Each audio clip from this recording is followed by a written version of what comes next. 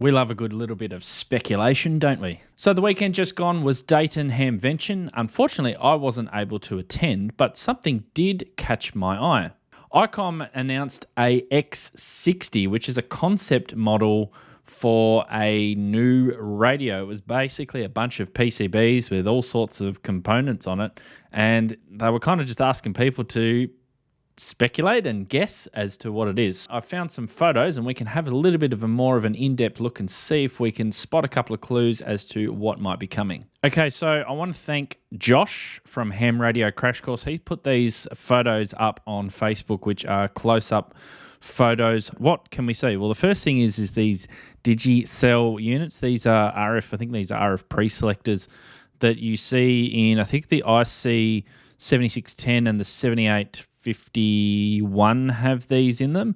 So, you can't really see an awful lot. But then we get into some other interesting bits. So let me just skip forward a little bit here. This is the logic board that's being shown, and you can see it's got a Ethernet jack, DVI. I was reading online and seeing a lot of people were saying, why has it got DVI and not HDMI? Who knows? It goes back to this whole licensing thing that apparently HDMI costs a lot of money to license, whereas DVI doesn't cost a lot of money to license. I think I've even had the argument, and I've even said to people about, but a Raspberry Pi, it's like $40 or something, and it's got an HDMI port on it. Yeah, but you think of how many they sell. So they probably can pay for the license. So I don't know, DVI, video out, whatever. Just use a DVI to HDMI converter. So it's got one of those. Looks like a couple of USB ports here. Let me just go back. A whole bunch of 3.5 millimeter jacks. So I'm assuming that these, whatever they do, will be to like drive amplifiers and stuff like that. Inputs in and out, CW key, all that kind of stuff that you already see on ICOM radios. Interestingly, though, there is a 12 volt. Well, it looks like, when I say 12 volt, it's a DC jack. Let's just go forward a little bit. So then we come to, so this is not the PA board. This is another board. I can't quite see what that reads there. I think that's analog board or something, which is basically just a bunch of pots here, which I guess will be on the front of the radio for adjusting certain things. SD card, or looks like a micro. Is that a micro SD card slot? It looks like. Here's another jack on the front. So again, not an awful lot of clues that we can see. Then we start to see, here's the top of that logic board or control board, sorry. And then you've got all of your jacks here. There's also, interestingly, so you've got the two USB ports here, but then you've also got another, what's that? That's a USB B, is it? B-type connector. So on the 7610 at least, I don't know about the 7851, but on the 7610, they use this for a SDR tap out.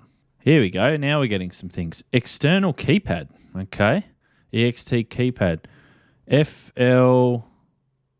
FL or ELE key. I think that is. So it's probably a CW key. Send. So that's normal line out. Okay. I can't see what that socket is hidden behind this photo. There's a button battery as well. A lot of people will probably shudder to see that sitting there because of the fact that the button batteries on the 7300 at least, they can go flat and then the clock's not up to date in the radio. I know there's a lot of complaints about that, but I did notice that there is a supercapacitor sitting here. So maybe the supercapacitor will keep time whilst your battery's flat. I don't know. But anyway, there's a super cap and there's a button battery there too. Moving on, this is the antenna switchboard. This is where a couple more clues come in. And so we've got 4 relays, which makes sense because it looks like there's 4. I'm assuming these are antenna sockets, J51, J61, J81, and J71. So it looks like there's 4 antenna sockets on this. There's a big RCA plug here too in the middle. And then these smaller, I can't remember what these plugs are. But it's an interesting antenna switchboard that's here. So there's the 4 relay. Well, there's 4 relays here, and then you've got the 4 bigger relays here too. So you got some double relays there on the antenna switchboard. So it looks like 4. There's another shot of all of those connectors. This is the logic board, I think. Let's flip it around. This is the logic board. So interesting, the CPU has no markings on it at all. I think, I can't quite see, but out of frame here, these kind of cans are sort of oscillate around about where the oscillator is. I've noticed these from like the 9700. I've seen these in. So they're same sort of form factor with these metal shrouded cans over the top.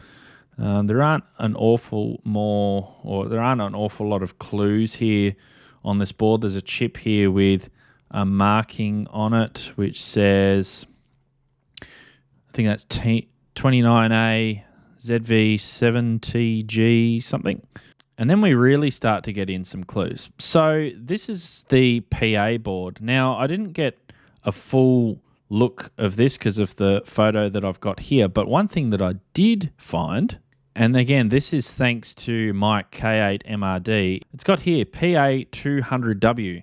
That's a big clue. That is a very big clue for us to figure out what this thing might be. So I was looking at the PA board and thinking, it kind of looks a little bit familiar. I think I've seen that before. And then I rotated it on its end, and I looked and I saw that this thing's only got one final out, or it looks like one final output device, which is obscured with this toroid here in the way. There is a driver, I think either here or here. I think it's that one. That looks like a driver model, and I managed to pull off a model number for that. But before we do, I just want to sort of show you what this looked like and what it reminded me of. It reminded me of this, and this is a PA board out of the 7851, which has just been made discontinued. So if we rotate it sideways here, we can see here PA200W B8056A is the marking on there. It looks awfully familiar, doesn't it? Like that that board there. They look relatively similar. There is 2 output power amp devices here on the 7851. Whereas only one on this concept board. There's the drive amp there. So the drive amps move to sort of this chip here. The resistor placings are all pretty much very similar. Sort of these toroids here on the output as well. Even the RCA I think it's an RCA jack. So there's an RCA jack there, and I think there's one there as well, which on here says to filter. I can't quite see what it is on there, but I thought that was very interesting. And then I zoomed in a little bit and noticed that I could see the markings on this chip, which I believe is one of the drivers. So here's one Q301. I couldn't quite make out what this chip number was, and if anyone knows or took better photos, then please let me know in the comments because I'd be interested in that. But this one here, PD55003. So I had a look at that, and it is a RF power transistor. So this is an N-channel enhancement mode MOSFET. And there was a couple of things that sort of stood out. It was saying here that the power output 3 watts with 17 dB gain at 500 megs and frequencies up to 1 gigahertz. Now, when I saw this concept come out, I immediately just thought, HF radio. And I was kind of scrolling through, very quickly through the RF transistor stuff here. And most of the stuff that they talk about here is frequencies, like higher frequencies. So it was quite interesting to me. I'm not quite sure what to make of that. Let me show you what I mean. It's showing like typical performance. Where was it? Typical performance at 860 megs. That's a test circuit layout. Here, common source S parameter. They start at 50 megahertz and go up to 1500. So that's interesting that they've got these test measurements. And as from 50 megs and up, not sort of HF. So I'm not quite sure what to make of that, but let me know what you think below. This is the antenna tuner board.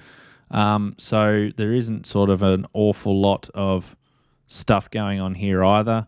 There is more RCA jacks here, relays all around here with toroids. I think that this was a lot bigger than what this photo shows. Here's the main board.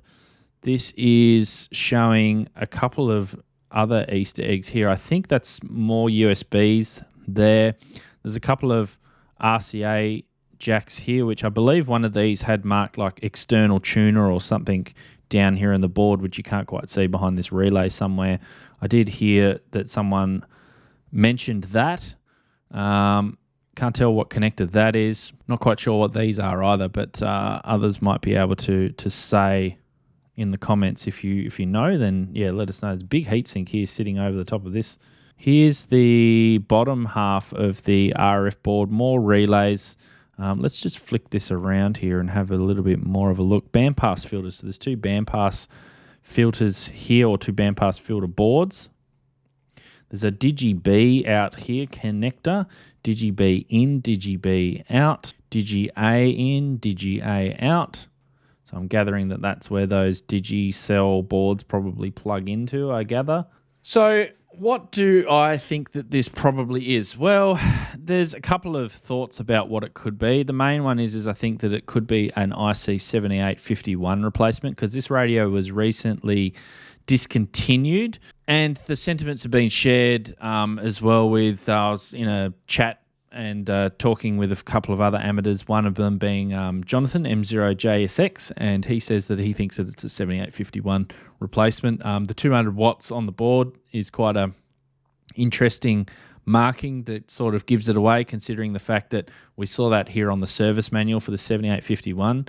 The other option possibly too is that it might be a 7610 replacement. That's probably a bit more out of the realms of possibility. I'm not entirely convinced, although the 7610 I believe is a smaller form factor than the 7851, so it could quite potentially be that they're just reusing maybe a PA board and that they're upgrading like a 7610 to 200 watts. Who knows? A lot of people have said that it's an all-mode, all-band 100-watt radio to replace or to sit between an IC7300 and a 705. I can't see that happening, because that would lead to sales dropping for 705s. It would also lead to sales drops in 9700s and 7300s, because if you think about it, you've got an IC7300, which is your HF 100-watt radio, and then you've got your 9700, which is your 2 meter, 70 centimeter, 23 centimeter 100-watt and 75-watt and 10-watt radio. And then you've got the 705, which is the 10-watt portable radio, which is all mode, all band, 10 watts. If you made the 705 into 100 watts, that would then restrict your sales on your other flagship radios. And at the moment, the 7300, the 9700 and the 705 are all current models. They're not discontinued.